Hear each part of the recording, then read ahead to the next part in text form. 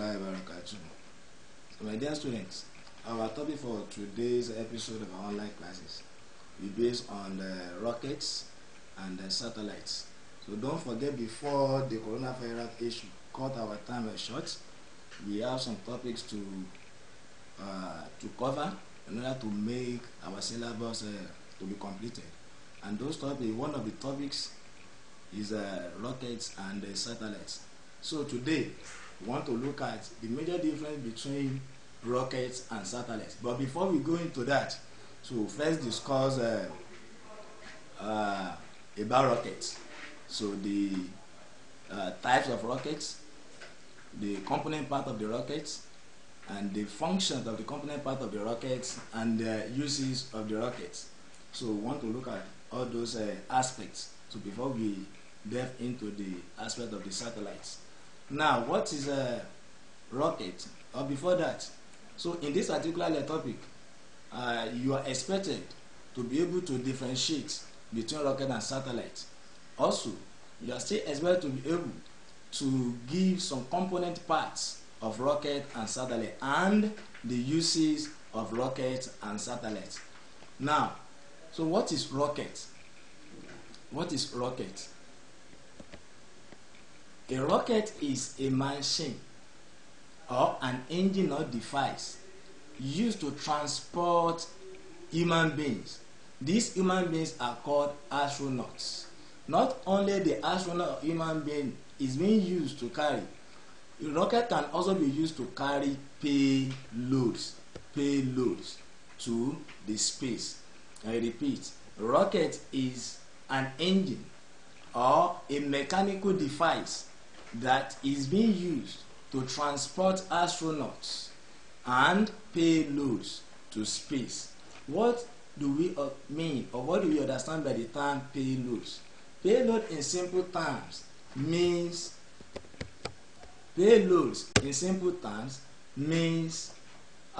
some equipment or some materials or loads that being carried along with the astronaut to space. This equipment or these materials can be satellite or any other research device.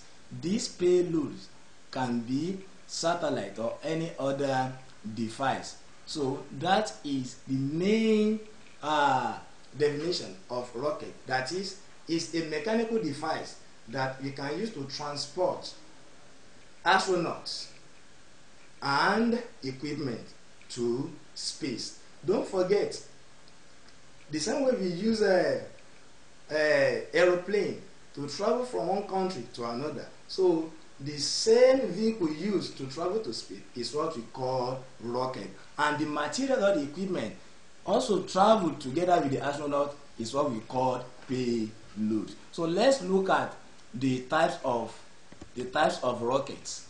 Let's look at the types of rockets.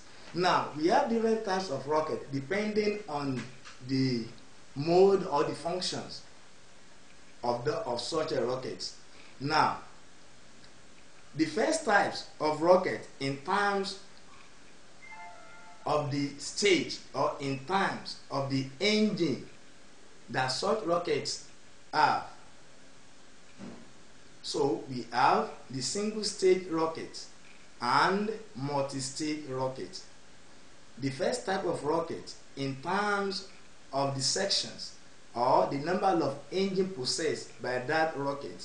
So under that headings we have single stage rocket and multi-stage rocket. And what is single stage rocket? A single stage rocket is just a rocket that possesses only one engine or only one engine section. That is, such rocket has one particular engine, and such rocket cannot travel far. It cannot travel or it cannot cover the very long distance because it's only having one engine. And the other one, which is multi-stage rocket. Multi-stage rocket, as the name implies, it has different stages, which means each stage corresponds to each engine section. Each stage corresponds to each engine section. So that's why we said multi-stage rocket is a system of rockets that have two or more engine sections. So these engine sections are called stages. are called stages. So that is one type of rocket in terms of the number of engines possessed by the rocket. So another type of rockets in terms of the propellant. So what do we call propellant? The meaning of propellant means the fuel used in a rocket. The fuel used in a rocket is called propellant. Don't forget, as we have on the ground, we have different cars. And we have some cars that uses PMS, while some uses diesel. So the fuel used by a rocket is what we call propellant. So we also have types of rockets in terms of propellant. So one type of rocket in terms of the propellant is liquid fuel rocket. And the second type of that is solid fuel rocket, which means that under the types of propellant rockets, we have liquid fuel rockets and solid fuel rockets. And lastly, another type of rocket in terms of size and distance it can travel. Another types of rocket in terms of size and distance it can travel. We have the first one to be short range rockets, and two, we have long range rockets.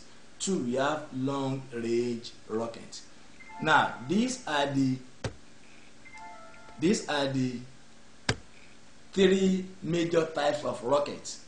The first types is in terms of the number of engines, and that one is divided into two, that is the single stage and the multi-stage rocket. Another type of rocket in terms of the fuel or propellant used by that rocket. The first one is liquid fuel rocket, while the second one is solid fuel rocket. Now, the liquid fuel rocket, it means that such propellant is in liquid form. Both the fuel and the oxidizer are both liquid. But in solid fuel propellant, such rocket having the fuel to be solid, but its oxidizer to be in liquid state or liquid form. While the third form of the rocket is which falls to the category of the size and the distance that such rocket can travel is one, the short range rocket, and two, the long range rocket. So these are the three major types of rockets. Now let's look at some various component parts of a rocket. Let's look at the various component parts of rocket.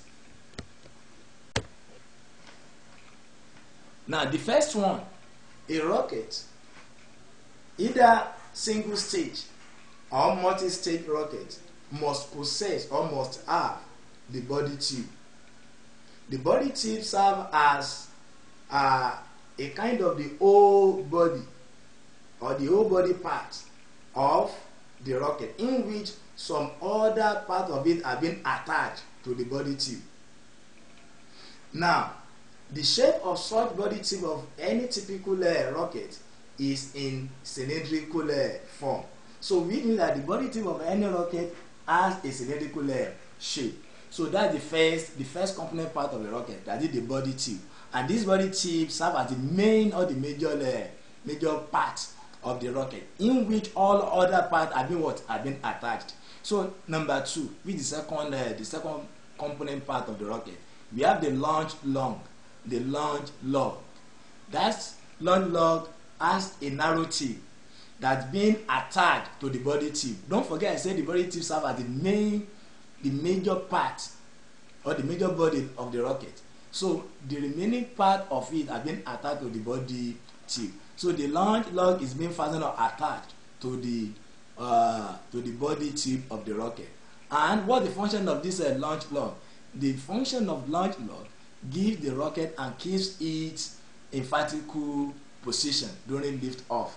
It keeps the entire rocket system in a vertical position during lift off. So we have the third component which is the fins. Don't forget we have fish. Fish also have a fins. And what's the function of these fins? The function of the fin is to enable the rocket to travel straight in a particular direction in its mission. So the fins being attached to the bottom part of the body tube helps the rocket to travel, the entire rocket system to travel in a straight path or in a straight direction during the course of its mission. So we have another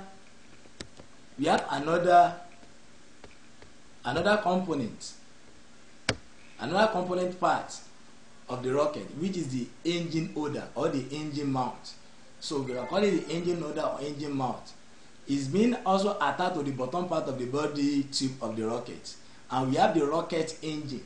This rocket engine, the rocket engine houses the fuel or the propellant used. Don't forget I said the propellant is the fuel used in the rocket. The fuel used in the rocket is called the propellant. Now, where does the propellant being housed or being contained in the entire rocket system? So the propellant is placed in the rocket engine.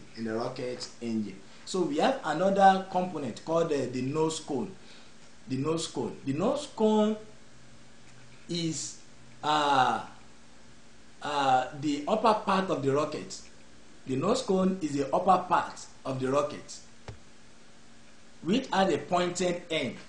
The reason why the nose cone of any rocket system has a pointed end is to help to reduce the effect of air resistance during the course of launch that particular rocket.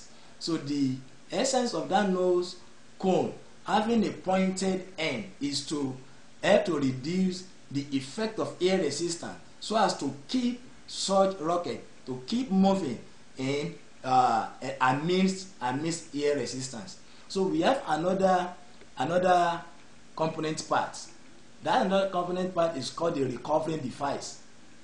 And the function of the recovering device is to help to return the rocket back to the ground after its mission in space. To recover any rocket back to the ground or to the Earth's surface after its mission. So we use what we call the recovery device. And one of the typical examples of this recovery device is called parachute. So the parachute is one of the major part or the major recovery device of any typical rocket system. So lastly, let's look at another component part of the rocket, that is the launch system or the launch pad. So the launch pad, if the launch pad or the launch system is used in the launch site, the launch site is just a special place where a rocket is being fired into space. And in the launch site, we have what we call the launch pad. This launch pad is on this launch pad that the rocket is first placed before it's being fired into space. So the launch pad is used to fire the rocket in the air from the launch site. So where the rocket is first being placed in the launch site is called the launch pad. So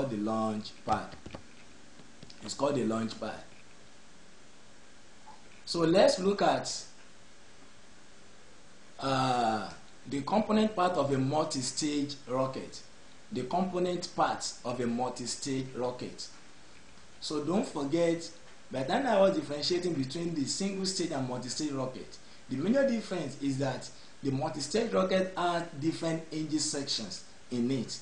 It might be two to three different engines, as against that of single stage rocket, which only possess one engine system. So in this case, this is just a typical example of multi-stage rocket. So as you can see, we have the first stage.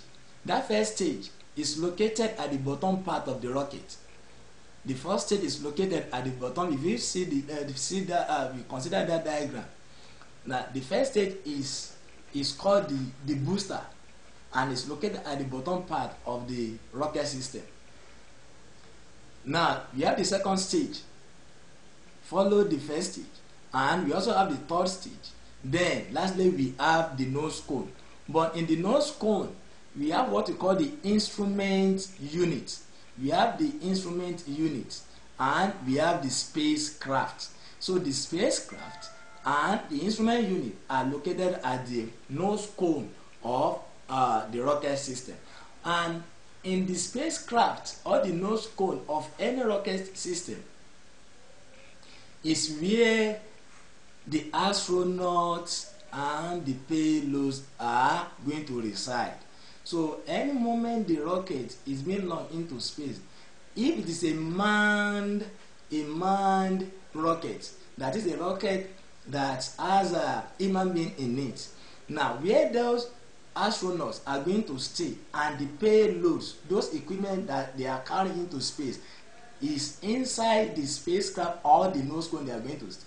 Now the first stage, the second stage and the third stage, they are just engine housing the propellant or the fuel used by the entire rocket to travel to the space, because the space is a very a distant area where it requires a large volume of fuel or propellant to be used, and that's the essence of using 2 or more engine system to fire a rocket, because a single engine system cannot be sufficient to transport or to launch the entire rocket system to a very long orbit, to an orbit that's at a very high distance or high orbit or higher altitude on the Earth's surface. So that's why a multi-stage rocket is being employed in such a mission. So where we have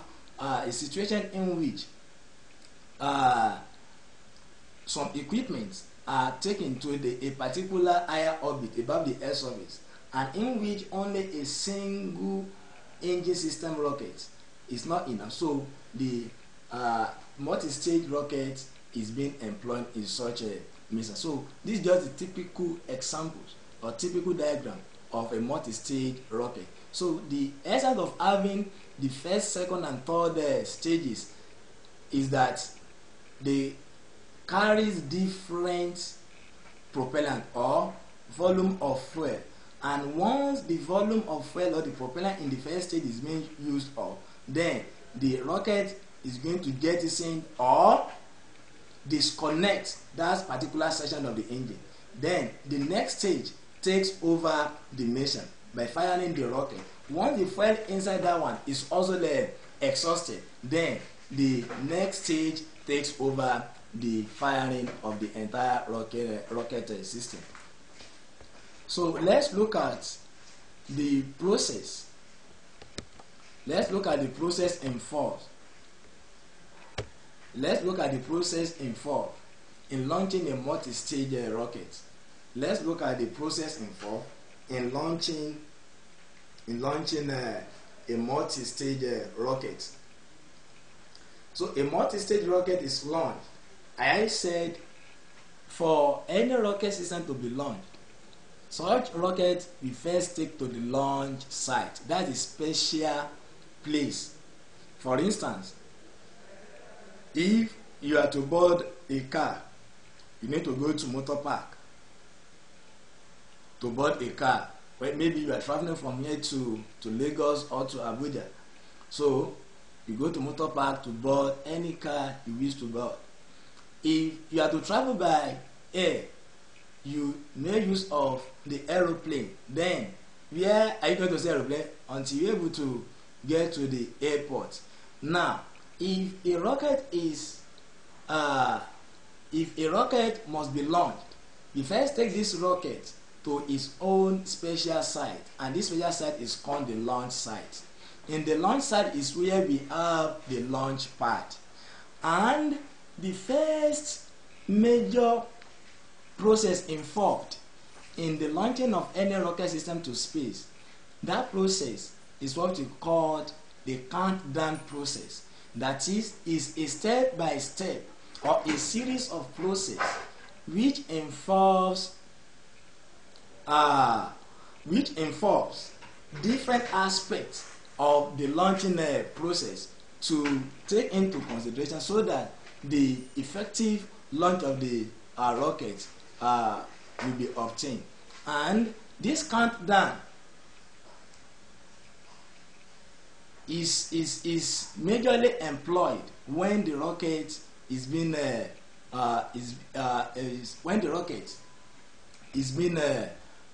fired into space. And the first, what happens is that the first stage rocket, which the booster is fired to lift the entire rocket to a certain height. The booster is first fired because this booster is a very large or larger part of the entire rocket system, and it contains majorly solid fuel or solid propellant. So launching this first stage or the booster is used to lift the entire rocket system to a particular height. And once the propellant or the fuel inside this booster is being used up, then the rocket system disconnects that booster, and this booster can be recovered in the sense that the rocket might not have traveled beyond or escape the Earth's gravity. So that booster will still have the tendency to be under the influence of the gravitational influence of the Earth. Then it's going to drop to a particular predetermined place, and such place can be ocean, so majorly ocean. So that booster will be dropped into an ocean where it's going to be recovered. So that first stage of booster can still be reused for another mission, can still be reused. But what happens is that after the first part, with the first stage, the booster is being disconnected. So the second stage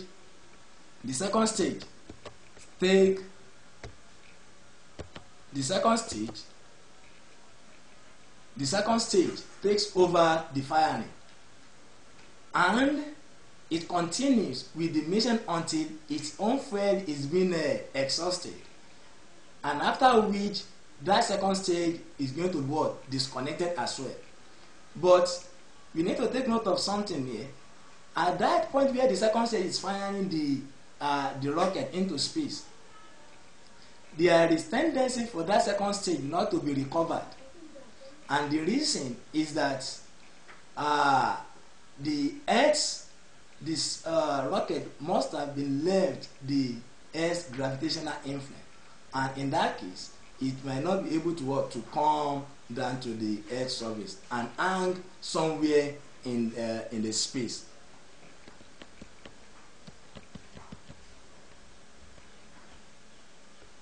Now, after the second stage fuel is being used up, then that second stage engine is also disconnected, and the third stage now takes over the firing. And at this particular point,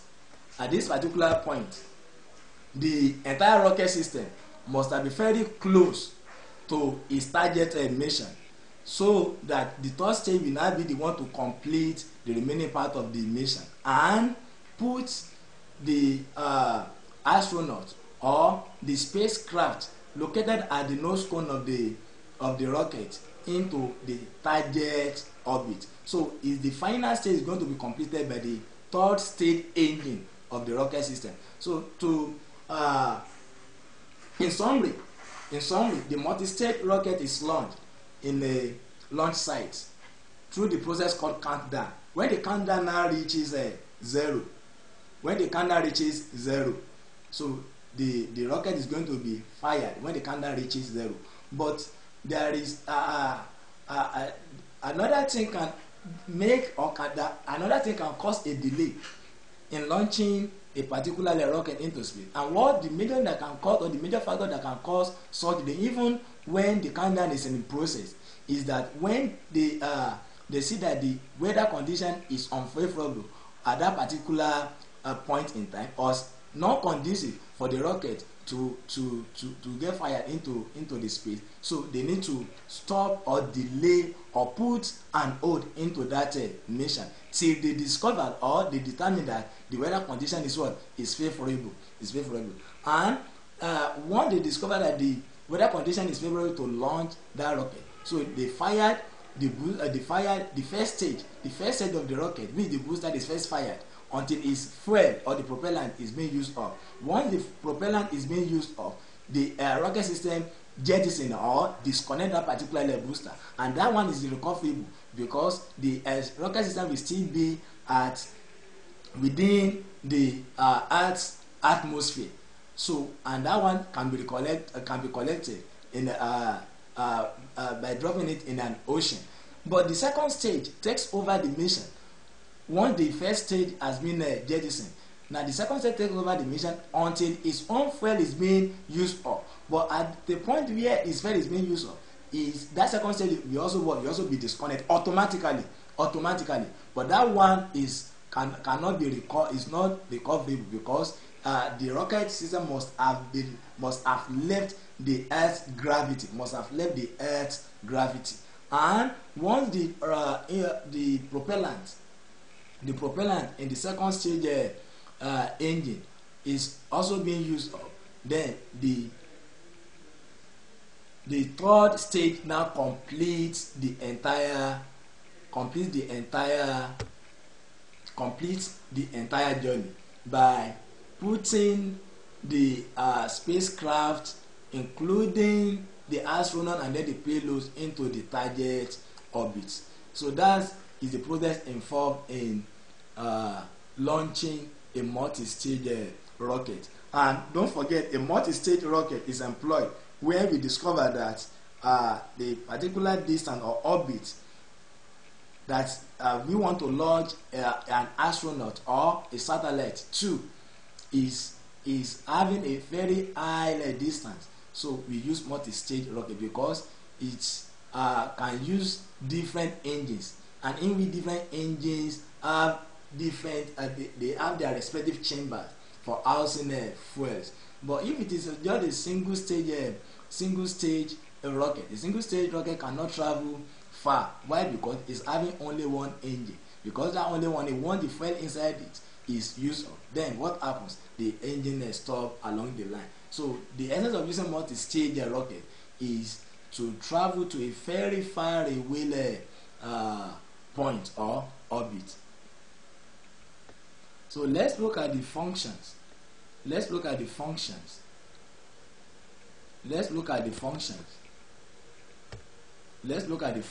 of rockets. The function of rockets. 1. Rockets is used to transport astronauts to space. It is used to transport astronauts to space. Not only astronauts, it can also be used to transport payloads. The payloads are the equipment that is being carried to the space. So it can be used to transport astronauts into space and payloads. Now, it can also be used to carry artificial satellites to space. It can also be used to carry artificial satellites to space. And what are the examples of these artificial satellites? The one major example of artificial satellites is weather satellites. So we have different satellites in space. We have ranging from weather satellites, communication satellites, and then the rest. So the weather satellites is used to study the weather conditions of the Earth's atmosphere and some other planets. And the third function of rocket is that it can also be used to carry portable laboratories to space. Don't forget, we have what you call ISS in space. That is International Space Station. That is very big laboratories that is located at a point about 400 kilometers above the Earth's surface. about 400 kilometers above the Earth. That's where we have the International Space Stations, orbiting the Earth, moving at about 1,100 miles per hour. So most of the experiment that is not easily carried out, or that cannot be easily done on the Earth's surface, as a result of the gravitational influence that is present in the Earth's surface. So we can use, or they use this ISS or International Space Station or some laboratories in space, so they can use such avenue or such laboratories to perform such experiments. That is, some experiment that ordinarily they don't want the gravitational influence of the Earth to be interfere with it. So they carry such experiment to International Space Station and perform the experiment. And in that place is considered to be a microgravity orbit. That is an orbit that has just very small percentage of the influence of the Earth's gravity. So another function of the rocket is that it is used to transport bomb and some other explosives from one point to another. This one is majorly employed during the warfare. So it is used to transport bomb and other explosives. And the rocket is also used to carry robotic probes to space to study other planets. Now let's quickly look at the uses of rockets. Number one, rocket is used for high-speed transportation. That is, if we required a means of transportation that is very fast, so we can employ the usage of rocket to transport such things. So as it is being used in military or during warfare, so to transport bomb from one location to another location. 2, is also used in launch a ballistic missile. And 3, rocket can also be used for scientific research. It can also be used for scientific research, as is being employed when they use it in space. That is, to study the weather condition or some other related research programs on the Earth surface and on some other planets.